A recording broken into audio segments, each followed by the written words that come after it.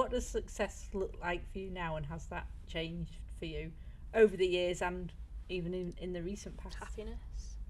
Always happiness. I think I've said that on the first podcast. Yeah. Success is happiness, and I think, you know, success lies within your own soul and your own happiness. And I think there's been times over the year where I've thought I was happy, and looking back it was so destructive, if that's the right word to use. For example, you know, you think you're happy in one situation and then you experience a whole other, and now obviously experiencing a relationship of complete companionship and happiness and love and actual respect and all of the beautiful things that lie within all the elements of relationship, including arguments and all of that jazz. I think looking back at experiences from a relationship perspective, I think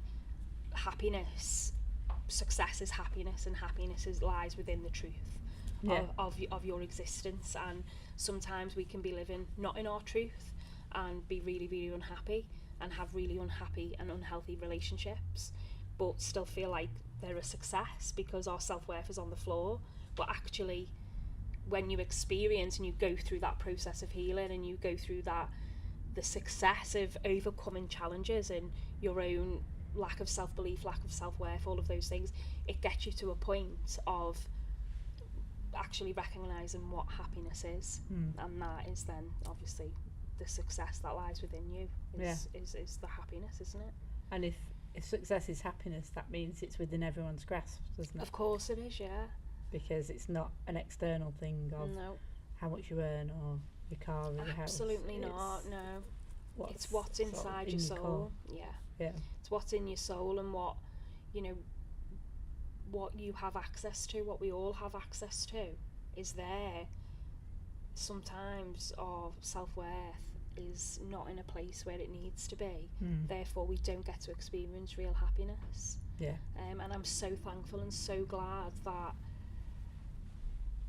I got to experience that and still do experience that every day with the life that I have and the support that I have and the relationships. And obviously Colin, you know, he has literally been my saviour in everything, and to me that is what success looks like, for sure. Love that. So what would young Jane say if you could see you now, do you think? Ooh, it's a different way of putting it, isn't it? Thank you for keeping me safe. That's it. Short and sweet. Short and sweet. Thank you for keeping me safe and loving me enough to grow, and remember that I'm still there, and, you know, nurture me when needed, keep me small on your heart, and whenever a trigger comes in, you know, just giving yourself a little rub and knowing you're all right. That's really beautiful. Well, thank you for coming back on again. Thank you for having me. It's been lovely. Yeah, I think that was a really, really good chat. And I think everyone will find a lot of inspiration and comfort from it. I hope so, because it's definitely an open-hearted chat. Yeah.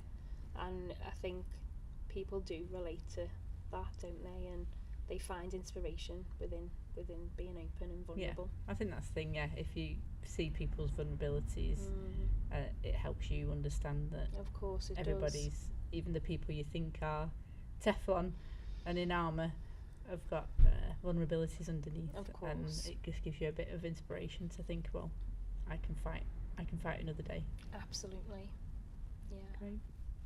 Thank you, Mary.